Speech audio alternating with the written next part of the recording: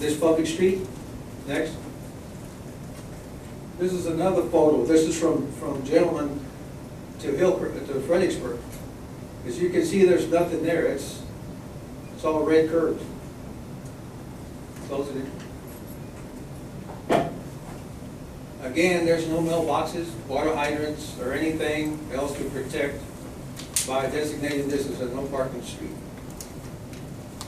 Does anyone know the reason why this was designated as no parking? Probably not. Next. Gentlemen, no parking from... Sorry, that's not even a city street, it's Say again? It's not. Since city when it's not a property. public street, we could probably take it because we've been maintaining it, but it's not officially, we don't actually own that. Private property. Okay. But, you know, just a moment, actually, the reason it is painted red, I do know that that was done years back so that the police and fire would have a quick access. If they had to, they come right in at Crossroads Boulevard if they had to get through. That was what I was told quite some time back. Okay. No, go back to the next one. Okay. Gentlemen, there's no parking from Bobby's Lane to Hillcrest. What is the purpose? There is 3 water hydrants and 1 mailbox to protect. The rest is clear. Should this ordinance be changed to allow parking? Why is there parking allowed from Bobby's Lane to Balcones Road? Because of all the apartments that are there. Say again? Because of all the apartments that are there. I mean, yeah, and the fire department, way back, we made it to the fire department and police could get in and out of there. And if you live there, you would realize how many times EMS is there. Okay. Next. Mr. Valverde, I know you live closer that way, but years back, the children did go down to the park. They played in the street. And it was really an issue of the police and fire being able to transit the city quickly.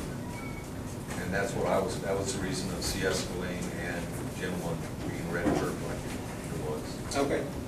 Now, Leisure Street, there's no parking from 214 Leisure, 47.5 feet east and 22.5 feet west.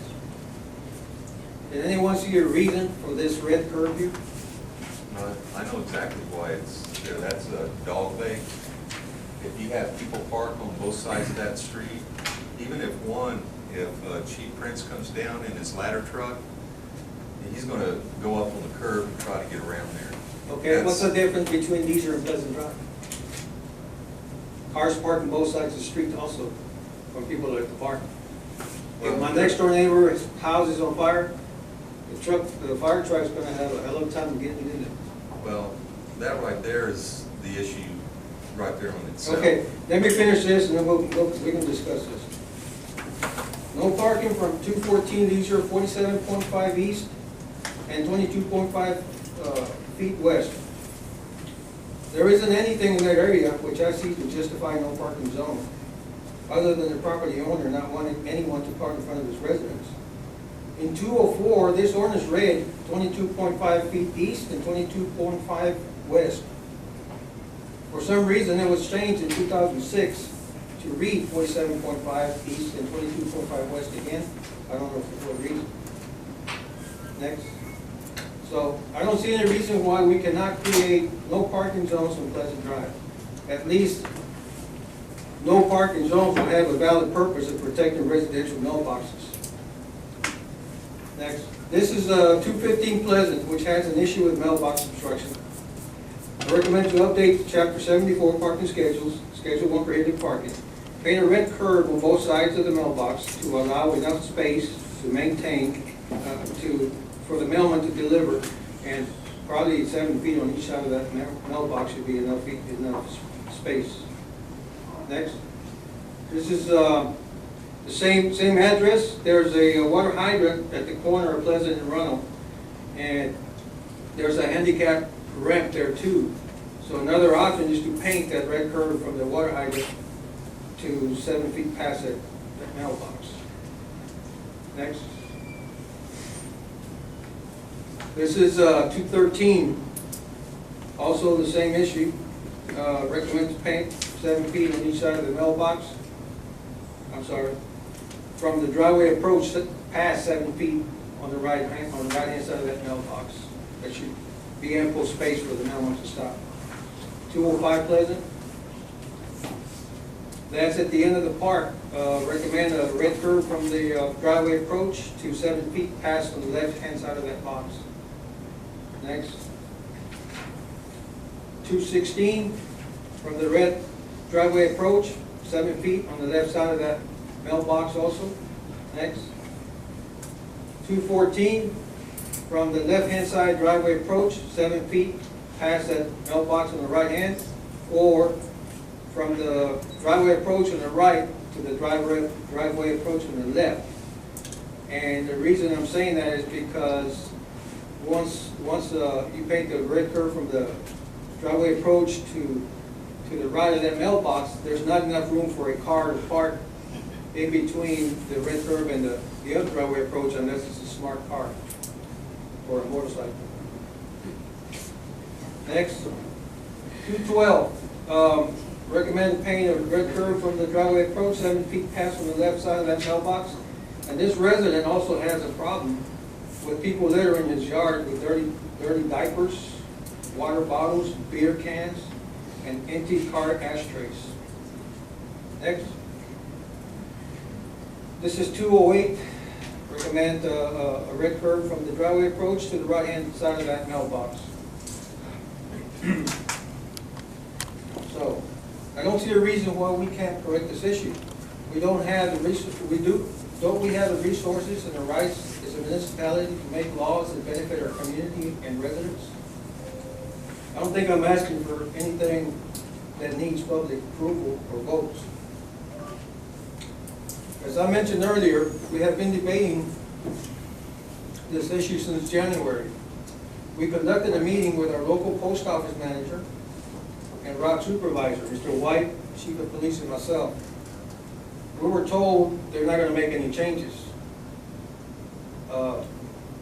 Mr. White and a couple of other residents have contacted our Congress office, and I want to say that I appreciate everything Mr. White's doing. He's been coordinating with these residents, and he also showed me a letter that he received from the dated 31 March 2014 from Rio Grande District, saying that our local station manager has confirmed there is no disruption to mail delivery on Pleasant Drive.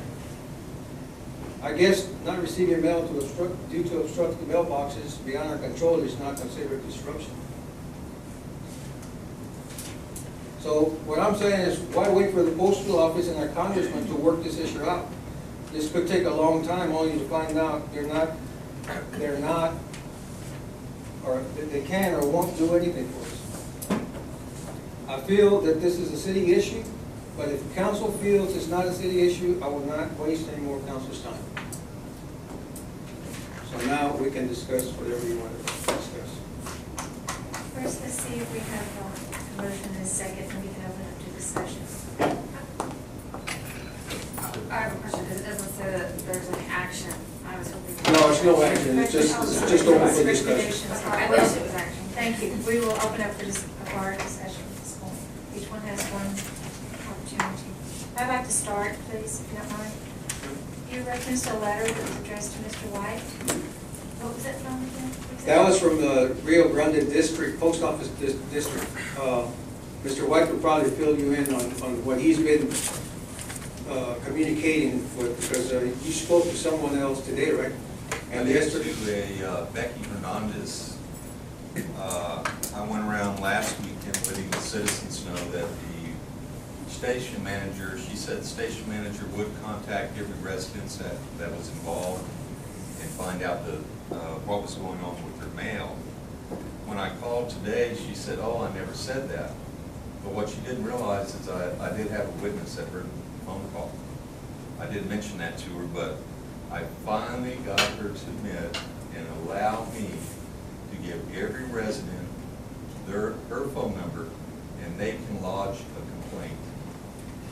I also told her there's at least, I believe, 4 citizens that have sent letters to Congressman Castro's office, and that until she gets this resolved, that most probably that complaint will not go away. So as far as the mail's concerned, their mail is being curtailed. There are citizens that get, a couple of them that do get insulin. If it does happen to come on a Saturday and it's held at the post office till Monday, that could be a serious situation. So the best thing I can do is give them the numbers and they have to take it from there. This is really more of a civil issue, but it also has numerous things as far as Chief Prince and his firefighters being able to get down there in time. There is a huge issue, especially after Easter. I'm not sure how long it took the employees to get things cleaned up, but I know there's quite a few, there's quite a bit of debris that goes from the park into the residents' homes. And that's all I Ms. have. Beckert, were you aware of this letter? Yes, ma'am. Councilman White was handling all this on his own. He was not doing this as a representative of the city or as a council person. This No. was being done as a resident on his own. I do think, though, that because you are a council person, Mr. White, that you should have shown me the letter as well as Ms. Beckert. Ms. Butler did see the letter. But this is a civil issue. This does not concern the city. When you're going out, are you representing yourself as a citizen or as a council person? Because as a citizen, Nothing on the letter indicated that he was serving in any capacity other than a resident. Very good. All right, thank you. Mayor, I have a comment, please. Yes, sir. What I think we ought to do, I think Mike's idea of painting these curbs is probably the only solution. And I'd like it to refer it back to staff. I know this is not for action tonight, but I'd like staff to take that briefing and come back and give us a solution to take care of Pleasant Drive's postal issue over there. If it's a matter of painting curbs and writing an ordinance to say from here to here is going to be painted, let's do it. My concern with painting the curbs red is that that indicates that it's for a fire lane. It's not just for a general no parking. The fire chief and I had a conversation about that last week. That's our concern with that. I don't know, Chief, if you want to speak to that further. It certainly is. I mean, that marks fire lanes. Oh, does it? Can I defend that? No. If somebody came in and pressed that issue, why is that a fire lane? So, if I made the other alternative is to put a sign up, right? Yeah.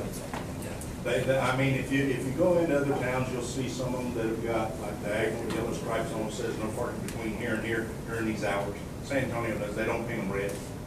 Well, that's great too. I mean, I'm. And I just, because you're not gonna be able to defend fire lanes in front of a mailbox. Now, I agree with Mr. Valverde, we should have fire lanes painted 20 foot either side of our fire hydrants, because that you shouldn't park where we can't get to a fire hydrant. I agree with that, that is fire lanes. Yeah, and the one on Bobby's Lane and Pleasant Drive is not properly marked, so that needs to be properly marked. So it may be looking in, another color designation, yellow, black, between these hours, and it can be done between these hours, whatever those hours be. 9 to 5, Monday through Saturday. Yeah, whatever. Because Yeah, because that's when you get mail. before there used to be an issue because the mail used to come in early. And that's why I was hoping for the post office to put it back or the time it was been delivered, but now it's been delivered anywhere between 3 and 3:30, 4 o'clock. But this is a serious issue, and something has to be done. I don't care if we paint pink stripes, something's got to be done. There was, Chief, whatever happened to the signs to designate the parking for? Yes, Mark's in charge of the park, so Mark's picked them You got all that, in. Mark? Yeah. Okay, great. Sure. Priced that out with flashers, with equipment. We came up, it's gonna be the high end, about $200 for two signs to properly designate a no parking with specific verbiage, and I'm working with them to get that. But that's the fast quote, high end 200. 200 Yes. per sign? No, for both. Full sign? Well, it would be two if you're on Pleasant, to properly have it mounted Oh, on. Pleasant Drive only. Yeah, yes. Thank you, Mr. Brown. So, yeah, never mind. You already took care of that. Staff is gonna work on it and bring it back. Okay. Ms. Do you have any? I have a question. What is the federal law regarding parking in front of mailboxes? There's actually no law per se. I did a lot of research and it, My mama just taught me well. I thought it was a rule. and all I see is that it's common knowledge and no parking within 15 feet of the mailbox. Because mailmen are not required to dismount. Now, Mr. White found, there's Code. a code of some sort, which I never found that he did.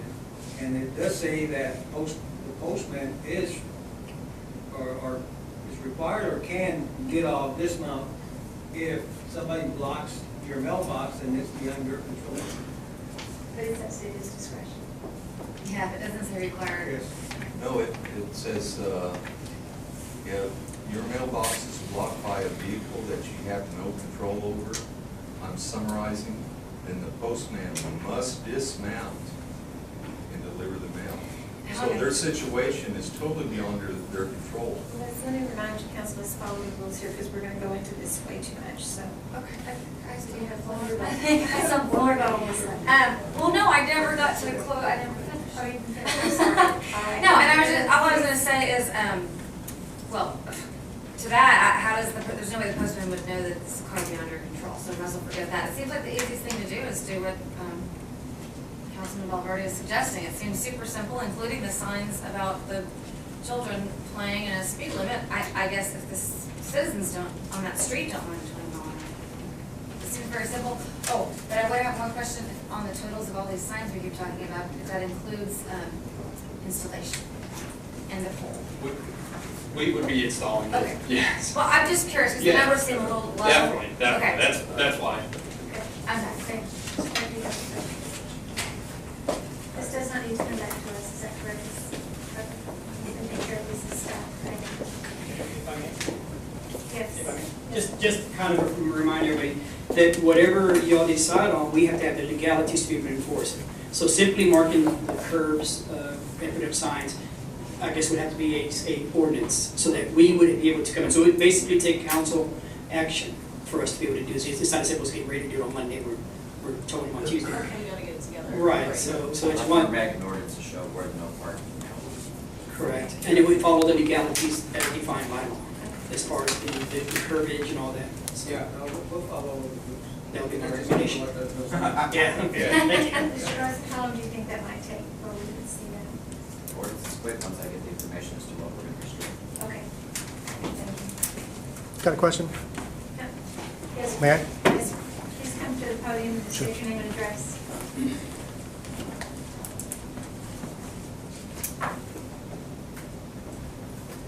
Joe, 233 Bobby's Lane. I too have had issue with the postman not dropping off. So my question is, Mr. White was dealing with the situation as a citizen. Now, as representatives of our citizens, is it possible to write a letter or address the postmaster, is that who it would be? To give our concerns, because it's not this gentleman here, it's pretty much, it's pretty much citywide. I mean, if there's a vehicle. I've had people park in front of my house. Right. If there's a vehicle, I've missed my mail, and you know, I'm not in front of the park, but you know, it happens. So I mean, is there anything that you all can do to represent us and maybe throw out, I don't know, hey, postman, get your job right or something, I don't know. Ms. Barker, do you want to answer that? Well, I think Mr. White can probably answer it better, but I was gonna say, in the beginning, they did approach it as a city issue. They took the police chief down and went after the council talked the first time. Yeah, Mr. White. actually, the chief made the appointment, which I really had no idea why, and because it was a civil issue. But we went down there, but the whole point being is that if you, as an individual, are affected, you must complain, even to Congressman Castro. I have finally, after 2 months, narrowed it down to the individual that will take the complaint. Because this just isn't Pleasant Street. This happens throughout the city. So I do have the number. I don't know if it'd be proper to give it in council or not. Could we put that in the newsletter so that citizens who are not here might be able to utilize She that? did say that. I said, so I can give the people that are affected your number. She probably said, they can call me and complain. Would you like to write that article, get it revised, put it in the newsletter? I'll get with Lorenzo and we'll, Thank you. or. Thank you so much, Jim. Yes, sir, Mr. Holmes?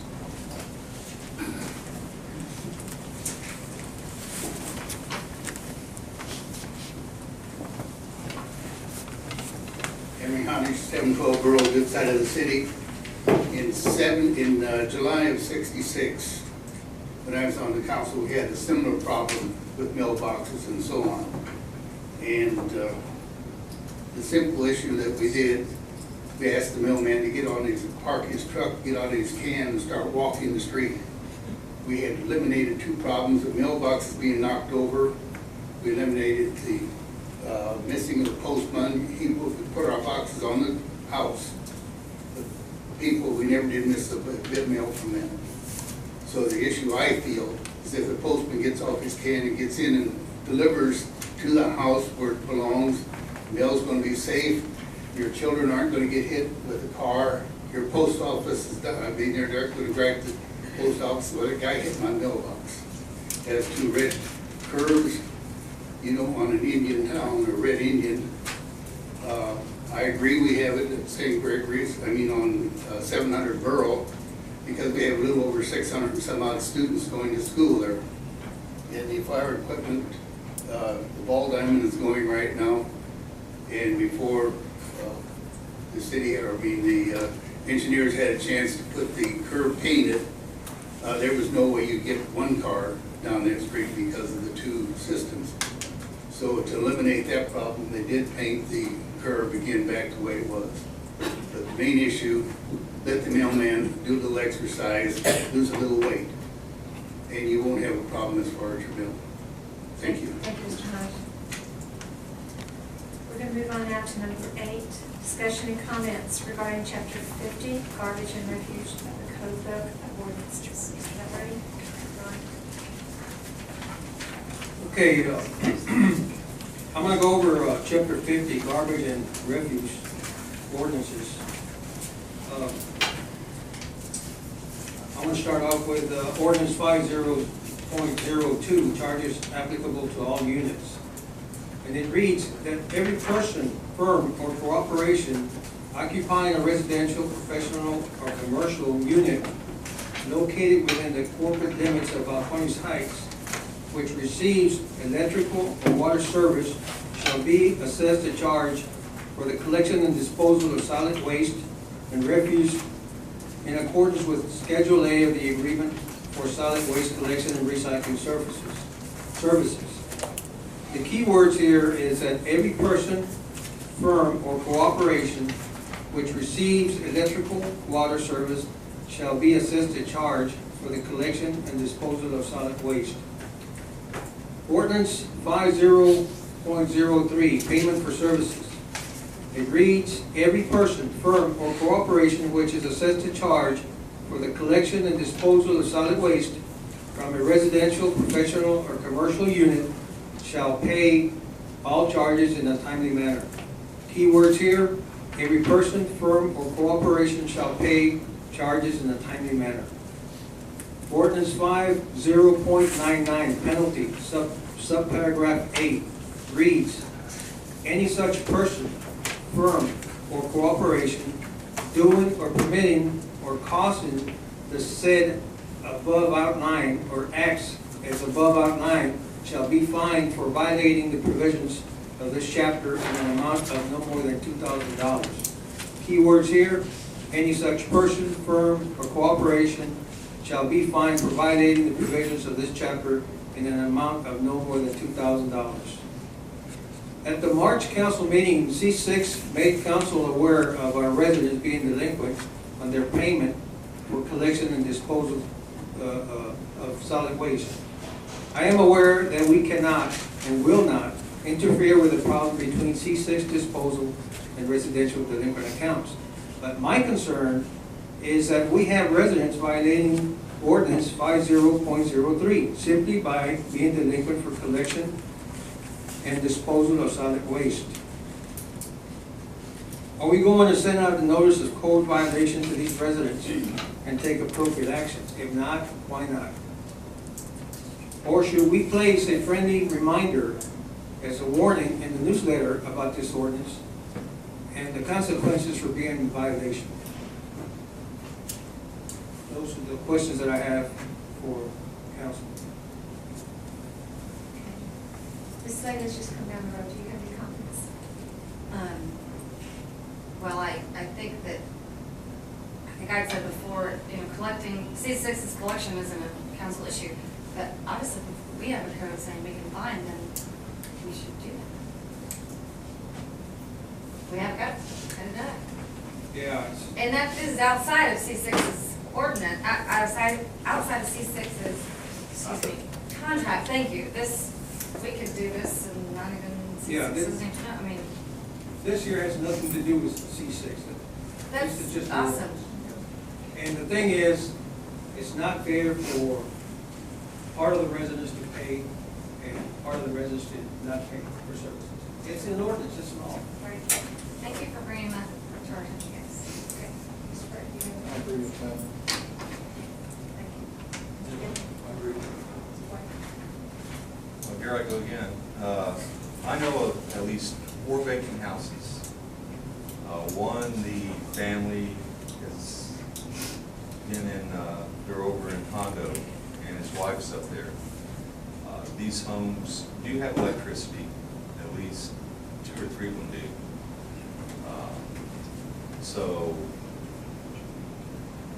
I don't think it's fair to charge an individual for trash collection if they do not use it.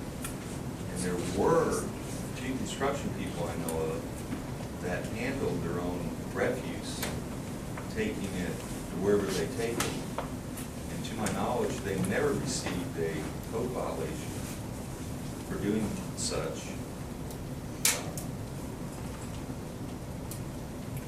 I believe people should have a choice to do what they wish. I'd like to see that code rewritten. Although if you are using the service, you should pay your bill.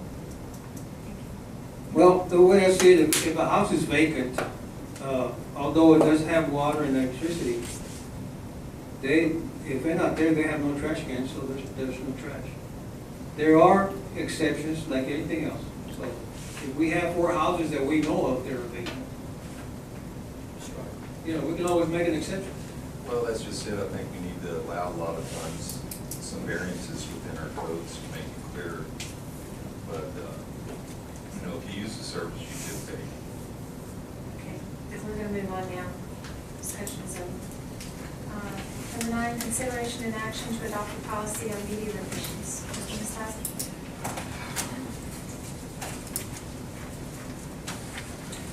The establishment of this media relations policy is basically just formalizing what we practice and taking steps to better ensure that the policy is followed.